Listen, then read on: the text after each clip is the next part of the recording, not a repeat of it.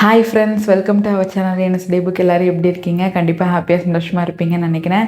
இன்றைக்கி டைம் பார்த்திங்கன்னா கரெக்டாக 6:30 ஆகிட்டு இருக்கு. ஸோ இந்த டைமில் எல்லாருக்கும் என்ன தோணும்? ஏதாவது சூடாக ஸ்நாக்ஸ் சாப்பிட்டா நல்லாயிருக்குன்னு தோணும் இல்லையா?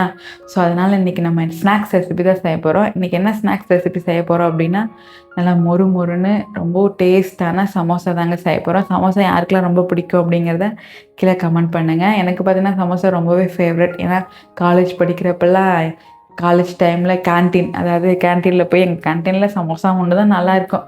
ஸோ ஃப்ரெண்ட்ஸோட இந்த இன்டர்வல் டைமில் போய் வாங்கி சாப்பிடுவோம். அதுதான் ஞாபகம் வருது. இப்போ வாங்க நம்ம சமோசா எப்படி செய்யுதுன்னு பார்க்கலாம். சமோசாவுக்கு பார்த்திங்கன்னா நான் ஆல்ரெடி மாவு பிசைஞ்சு எடுத்து வச்சுட்டேன். இன்றைக்கி நம்ம கோதுமை மாவில் தான் செய்ய போகிறோம். ஸோ ஒரு 1/2 hour முன்னாடி நீங்கள் பிசைஞ்சு வச்சுருங்க. அப்போ தான் நம்ம பொரிச்சு எடுக்கிறப்ப ரொம்ப நல்லா வரும். இப்போ பார்த்திங்கன்னா உள்ளே வைக்கிற ஸ்டஃபிங் தான் ரெடி பண்ண போகிறோம். நம்ம இன்றைக்கி என்ன செய்ய போகிறோம் அப்படின்னா, வெஜிடபிள் சமோசா தான் செய்ய போகிறோம். அதாவது உள்ளே காய்கறிகள்லாம் வச்சு நம்ம ஹோல்ட் பண்ணி பொரிச்சு எடுக்க போகிறோம். அதுக்கு பதிலாக நீங்கள் காய்கறிகள் இல்லாமல் வெறும் ஆனியன் இல்லைன்னா உருளைக்கிழங்கு மட்டும் வச்சு கூட நம்ம பொரிச்சு எடுக்கலாம். பட் இன்றைக்கி கேரட், பீன்ஸு, உருளைக்கிழங்கு அதெல்லாம் இருக்கிறனால நம்ம அதெல்லாம் தாளித்து அதுக்கப்புறமா உள்ளே வச்சு நம்ம பொரிச்சு எடுக்கலாம். ஒரு சில பேர் பார்த்திங்கன்னா சமோசாவில் உருளைக்கிழங்கு வேக வச்சு சேர்ப்பாங்க. அதை விட நம்ம உருளைக்கிழங்கு வேக வைக்காமல் அப்படியே ஃப்ரை பண்ணி சேர்க்குறப்ப டேஸ்ட் ரொம்ப நல்லாயிருக்கும். எனக்கு அதுதான் ரொம்ப பிடிக்கும். வேக வச்சு சேர்க்குறது பார்த்திங்கன்னா ரொம்ப இனிப்பாக இருக்க மாதிரி இருக்கும். அது என்னமோ பூரிக்குள்ளே இருக்க கிழங்கு மாதிரியே இருக்கும். அதுக்கு பதிலாக இந்த மாதிரி நம்ம ஃப்ரை பண்ணி, அதாவது உருளைக்கிழங்கு பொரியல் மாதிரி வைப்போம் பார்த்திங்களா, அந்த மாதிரி செஞ்சு அதை ஸ்டஃப் பண்ணி பொரிக்கும்போது டேஸ்ட் ரொம்ப நல்லாயிருக்கும். நான் பார்த்திங்கன்னா இதுக்கு முன்னாடியே ஒரு டைம் சமோசா செஞ்சுருக்கேன். அது எப்போன்னு பார்த்திங்கன்னா ரொம்ப நாள் முன்னாடி செஞ்சேன். பட் அது எனக்கு சரியாக ஃபோல்ட் பண்ண தெரியாமல் ரொம்ப பெருசாக மடித்து உள்ளே போட்டு எடுத்தேன். அது ரொம்ப எண்ணெய் குடிச்சிருச்சு. பட் டேஸ்ட்டில் ரொம்ப நல்லா இருந்துச்சு. அது எனக்கு மடிக்க தெரியாமல் மடித்தது தான் பிரச்சனை. நான் ரொம்ப பெரிய மாவாக பிசைஞ்சு ரொம்ப ஸ்டஃபிங் நிறையா வச்சு போட்டுட்டேன். அது ஒரு சமோசாவே பார்த்திங்கன்னா இவ்வளோ பெருசு இருந்துச்சு. இன்றைக்கி எப்படி வரும்னு தெரில. பட் இன்றைக்கி சொதப்பலானாலும் பரவாயில்ல அப்படின்னு சொல்லிட்டு செஞ்சு பார்க்கணும் அப்படின்னு சொல்லிட்டு இன்றைக்கி செஞ்சிட்ருக்கேன். வெங்காயத்தை இந்த மாதிரி நம்ம நீள் வாக்கில் கட் பண்ணிக்கலாம். அப்பா கண்ணே எரியுதுங்க. சமோசா மடிக்கிறப்ப பார்த்திங்கன்னா நல்லா கேப் இல்லாமல் மடிக்கணும். அப்போ தான் உள்ளே எண்ணெய் அதிகமாக குடிக்காது சமோசா. நம்ம கேப் கொஞ்சமாவது விட்டு மடிச்சிட்டோம் அப்படின்னா அதில் எண்ணெய்லாம் பார்த்திங்கன்னா உள்ளே சமோசாக்குள்ளே போயிடும். அதனால தான் ரொம்ப சமோசா எண்ணெய் குடிக்கிறது. சில பேர் சமோசா செய்கிறப்போ ரொம்ப ஆயிலியாக இருக்கிறதுக்கு இதாக காரணம். நானும் என்ன தான் உருண்டு புரண்டு வீடியோலாம் போட்டாலும் ஒரு அந்த லாங் வீடியோவுக்கு வியூஸே போக மாட்டேங்குதுங்க. ஏங்க பார்க்கவே மாட்டேங்கிறீங்க? இனிமேல் நம்ம சேனலில் பார்த்திங்கன்னா வீக்லி 2 லாங் வீடியோவாவது போடணுன்னு நினைக்கிறேன். ட்ரை பண்ணுறேன். பாருங்கள் எவ்வளோ அழகாக கட் பண்ணியிருக்கேன் அப்படின்னு. இந்த மாதிரி நல்லா குட்டியாக கட் பண்ணி வச்சுக்கோங்க. அப்போ தான் நம்ம போகிற ஸ்டஃபிங்கெல்லாம் வெளியே வந்துடாது. சப்போஸ் நீங்கள் நல்லா பெருசாக கட் பண்ணிட்டீங்க அப்படின்னா சமோசாலேருந்து ஸ்டஃபிங்கெல்லாம் வெளியே வந்துடும். அப்புறம் அது சமோசா மாதிரியே இருக்காது. இப்போ வாங்க நம்ம ட்ரை பண்ணி பார்ப்போம். கடாய் நல்லா சூடானதுக்கப்புறமா நம்ம எண்ணெய் சேர்த்துக்கலாம். எண்ணெய் நல்லா சூடானதுக்கப்புறமா வெங்காயம்,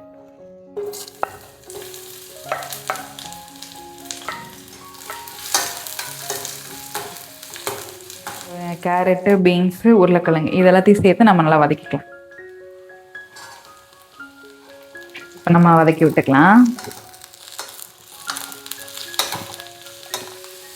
இது கூடவே தேவையான அளவுக்கு உப்பு சேர்த்துக்கலாம். கொஞ்சமாக ரெட் சில்லி பவுடர், வீட்டில் இருக்க சாம்பார் தூள் கொஞ்சமாக சேர்த்துக்கிறேன். இது காரம் பார்த்திங்கன்னா ரொம்ப கம்மியாக தான் இருக்கும். ஸோ கொஞ்சமாக சேர்த்துக்கிறேன். இப்போ இது எல்லாத்தையும் நல்லா மிக்ஸ் பண்ணி விட்டுக்கலாம்.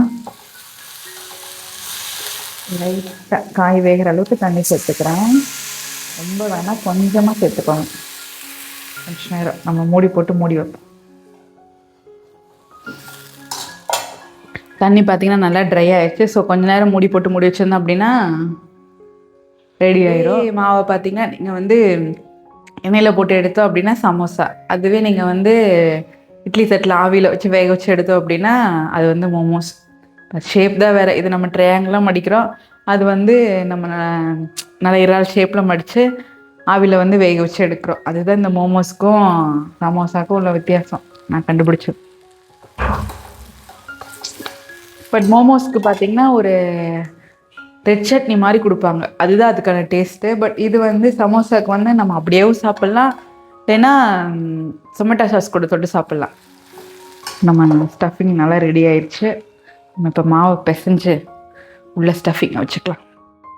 இப்போ நம்ம பிசைஞ்சு வச்சுருக்க மாவுலேருந்து ஒரு சின்ன சின்ன உருண்டையாக உருட்டி எடுத்துக்கலாம். இந்த சைஸில் உருட்டி எடுத்துக்கோங்க. இப்போ இதை நம்ம சப்பாத்தி கட்டை மாவில் வச்சு தேய்ச்சிக்கலாம். தேய்க்கிறதுக்கு முன்னாடி மாவை பார்த்திங்கன்னா இந்த வர மாவில் தொட்டுட்டு தேய்ங்க, அப்போ தான் தேய்க்கிறதுக்கு ரொம்ப ஈஸியாக இருக்கும். அப்படி இல்லை அப்படின்னா எண்ணெய் தடவிட்டு லைட்டாக தேய்ச்சிங்கன்னா மாவு வந்து கட்டையில் ஒட்டாமல் வரும்.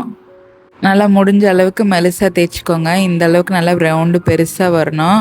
இப்போல்லாம் எல்லா கடைகளிலுமே சமோசா சீட்னு கிடைக்கிது. அதை விட்டுட்டு நீங்கள் குழந்தைங்களுக்கு இந்த மாதிரி ஹெல்த்தியாக வீட்லேயே பார்த்தீங்கன்னா மாவு பிசைஞ்சு செஞ்சு கொடுங்க. இப்போ நம்ம ரவுண்டாக தேய்ச்சி வச்சுருக்க மாவை பார்த்தீங்கன்னா 4 பீஸாக இந்த மாதிரி கட் பண்ணி எடுத்துக்கோங்க. இந்த மாதிரி கட் பண்ணி எடுக்கும்போது சமோசா எல்லாமே போடுறப்போ ஒரே அளவோடு வரும். இப்போ நம்ம இதுக்குள்ளே ஸ்டஃபிங்கை வச்சு நமக்கு தெரிஞ்ச மாதிரி மடிச்சுக்கலாம்.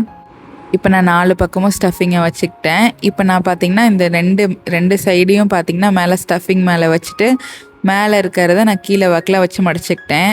இந்த மாதிரி மடிக்கிறப்ப நமக்கு அப்படியே ஸ்டஃபிங் வெளியே வராமல் ட்ரையாங்கிள் ஷேப்பில் நமக்கு கிடைக்கும். இதே மாதிரியே நம்ம எல்லா பீசஸையும் கட் பண்ணி எடுத்துக்கலாம். பாருங்கள், அப்படியே ட்ரையாங்கிள் ஷேப்பில் இருக்குது. இப்படி தான் மடிக்கணும்னு இல்லை, உங்களுக்கு எந்த மாதிரி வருதோ அந்த அளவுக்கு மடிச்சுக்கோங்க. இப்போ நம்ம எண்ணெய் சூடானதுக்கப்புறமா எண்ணெயில் போட்டு பொரிச்சு எடுத்துக்கலாம். ஒன்றொன்னா நல்லா லோ ஃப்ளேமில் வச்சு செய்யுங்க, அப்போ தான் எல்லா பக்கமும் நல்லா வெந்து வரும்.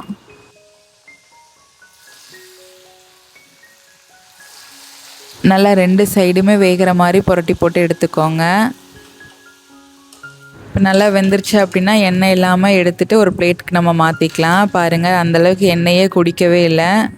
வெளியே பார்த்திங்கன்னா நல்லா மொறுன்னு உள்ள சாஃப்டான சமோசா சூப்பராக ரெடி ஆயிடுச்சுங்க. இதை அப்படியே சாஸ் கூட தொட்டு சாப்பிட்டோம் அப்படின்னா டேஸ்ட்டு வேறு லெவலில் இருக்கும். குழந்தைங்களுக்கு ரொம்ப பிடிக்கும். இதே மாதிரி உங்கள் வீட்டில் செஞ்சு பார்த்துட்டு எப்படி இருந்துச்சுன்னு கண்டிப்பாக கமெண்ட் பண்ணுங்கள்.